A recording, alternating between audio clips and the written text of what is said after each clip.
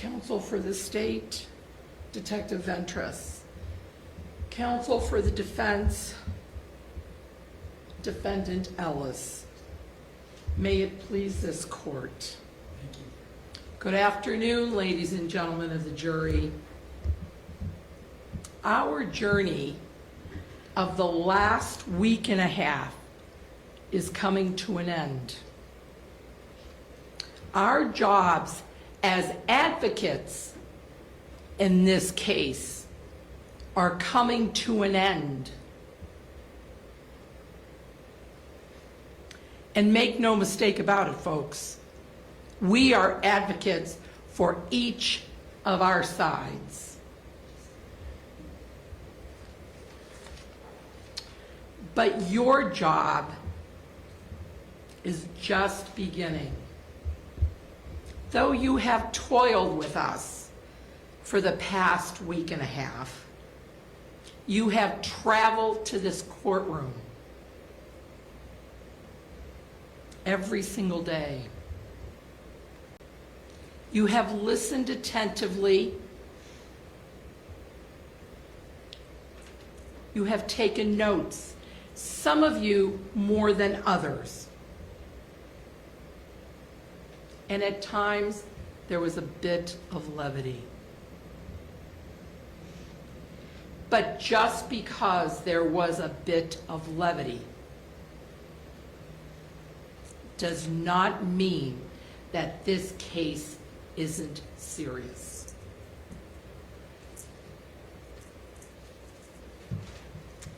One member of our community died on June 3rd of 2024, and that was 3-year-old Julian Wood.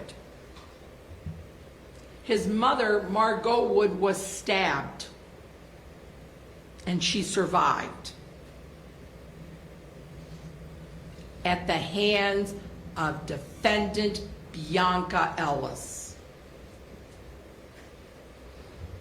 You know, folks, everyone has thanked you, each of you, for your time and your energy and for your effort that you've given us. We've imposed on you folks, and you have made the sacrifice in your personal lives for us. And your sacrifice isn't over yet. After I'm done speaking, the judge will continue to give you some further instructions, and then the case is going to be given to you, and it will be in your hands for deliberation. You don't have notebooks at this particular junction because, as you already know, opening statements and closing arguments are what we think, what we believe, not what you heard from that witness stand.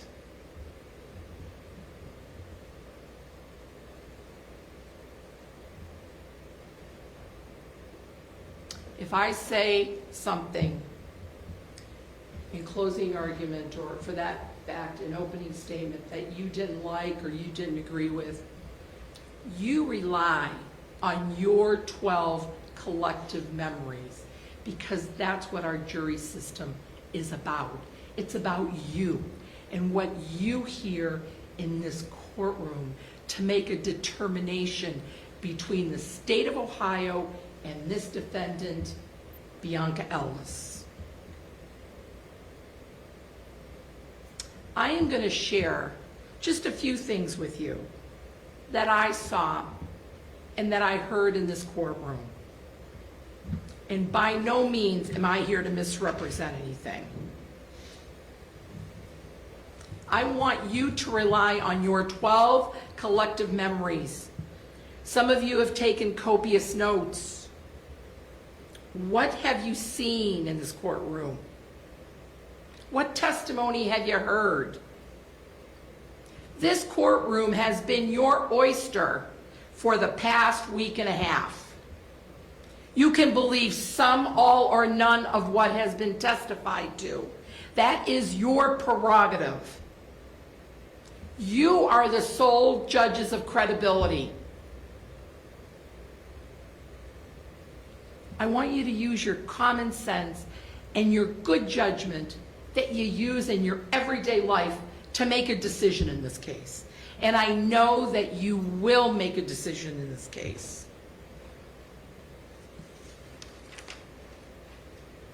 In opening statements, I told you folks to pay close attention to Bionca Ellis's actions.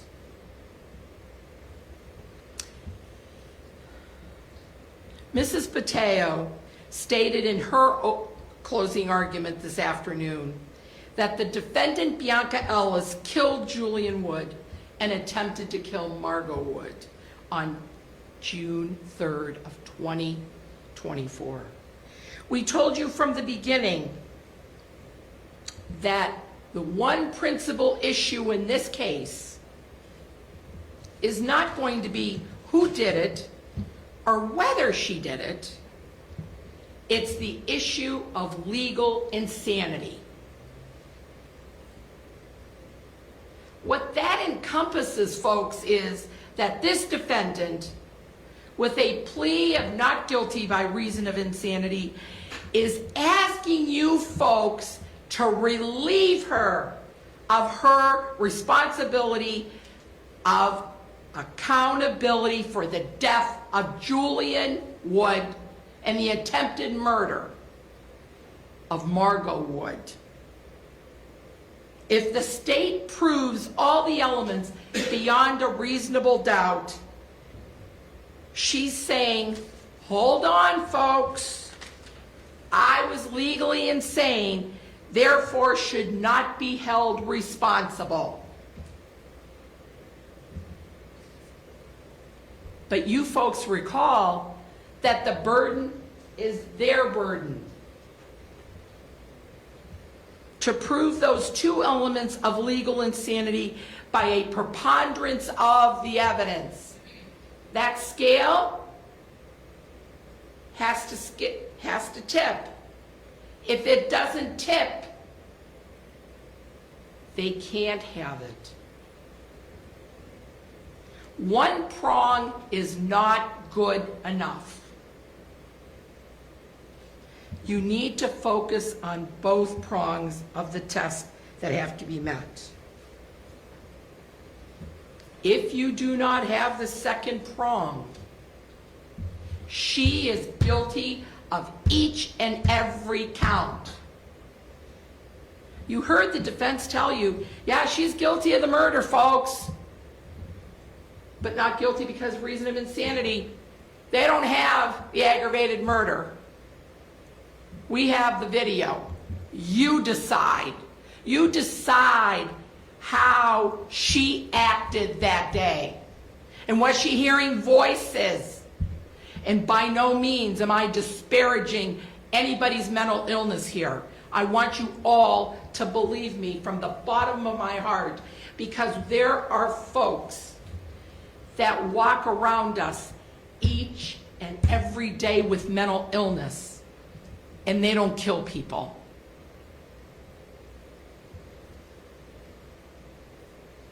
What were her actions that day? You evaluate those actions on June 3rd, 2024, because that's what the law says. No one is disputing that she has been diagnosed with schizophrenia since she was 19. Not Dr. Nossinger, not Dr. West. Nobody's disputing that.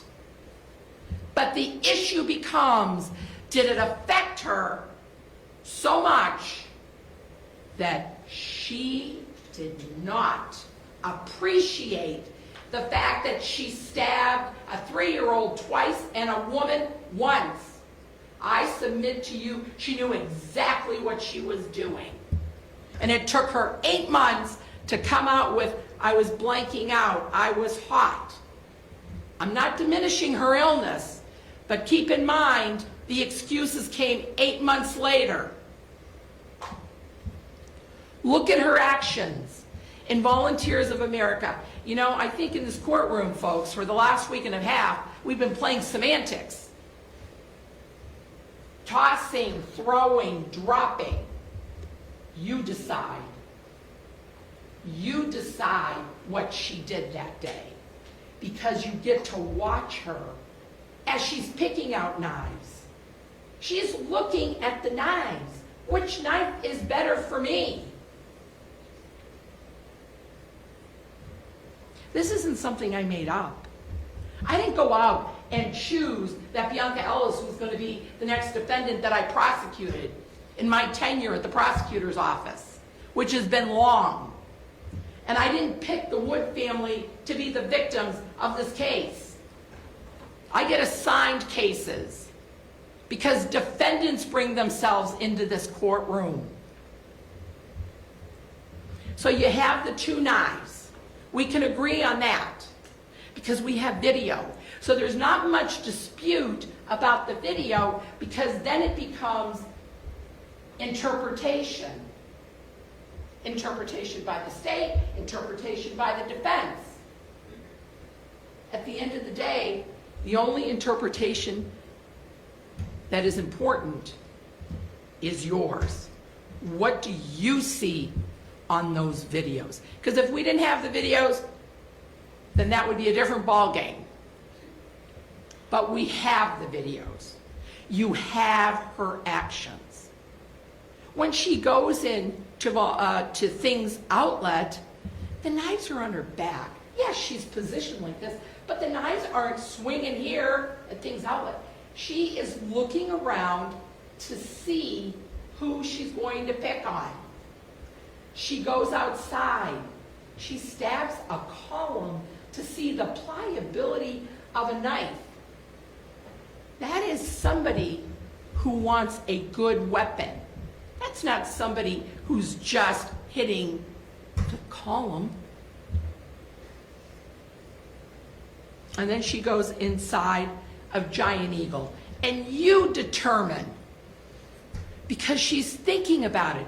It's like hunting, calculated, manipulative. She goes in and sees a child in a cart that can't get out of a cart because his legs are coming out, and a mother pushing it. Soon as she sees them, that about face is so quick and follows them. But then she's too fast for them. So what does she do? She holds back and waits for her prey to continue to move on, and then she follows right along. There's nothing disorganized about that. That is focused. That is laser focused, ladies and gentlemen.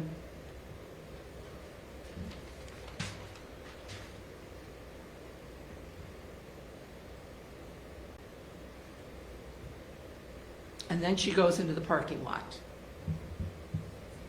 And you heard Mr. Stroud and you heard Mr. Bush. They have no stake in the game. They told you what they saw. Never was she talking to herself. Never was she mumbling. Yet she took a knife and she plunged it into the back of a 3-year-old. That's what they did see, standing over her. Over him, I'm sorry. You heard the medical examiner. She's got no stake in the game. She told you that that butcher knife went into that child's body 4 inches that severed the carotid and 4 inches that stabbed the lung. She walks away nonchalantly. She walks away not in the aisle that she committed the crime, the next aisle, and she walked with a bloody knife.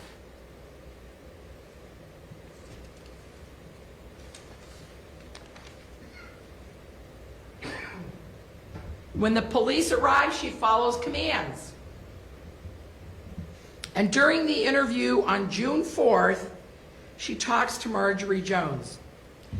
You, ladies and gentlemen, have to watch that video. And what do you see? What do you see in that video? And where is her focus? I disagree with Mr. Mack.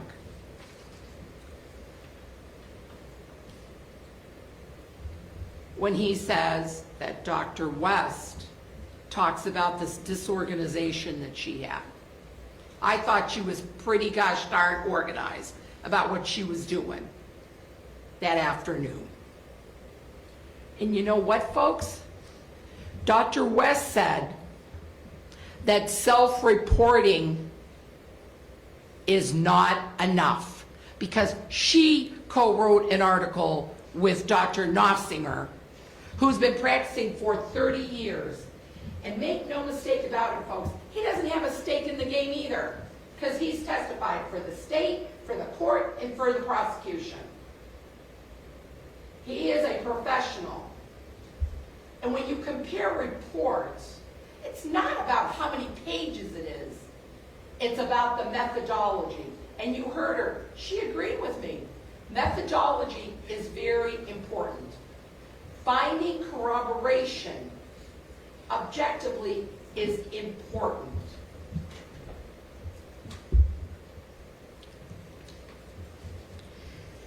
You decide, ladies and gentlemen. The defense wants you to believe that I want to normalize Bionca Ellis. I don't want to normalize anybody. Her actions normalize herself.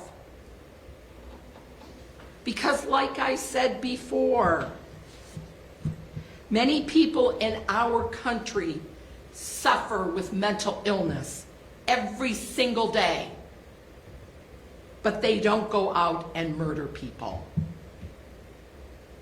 No one is going to stand before you and tell you that Bionca Ellis is not a schizophrenic. I'm not here to tell you that. She is. She was her own payee. She was living her own life, doing her own thing. Going to California, going to Florida, functioning herself. Nobody had a guardianship over her. You heard that. But on June 3rd, 2024, Bionca Ellis killed Julian Wood and stabbed the mother. It was aggravated murder all day, every day. The murder and the felonious assault, yes, somebody got hurt and then they died. That's murder.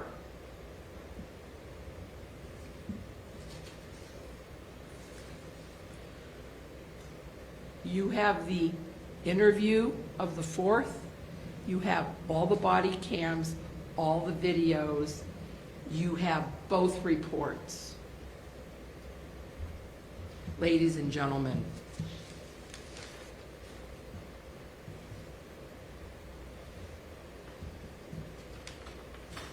at the end of the day, ladies and gentlemen, as this case is winding down, we recognize in a civilized society that we rely upon the recourse of the law. We owe it from one generation to the next. The recourse of the law requires that you find the truth. In finding the truth, it really requires that you have faith in yourselves and faith in the law.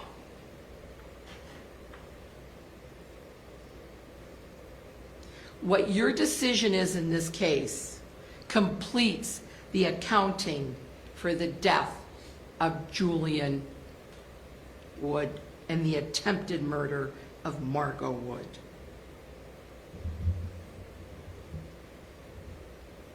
You've been on this journey with us, folks.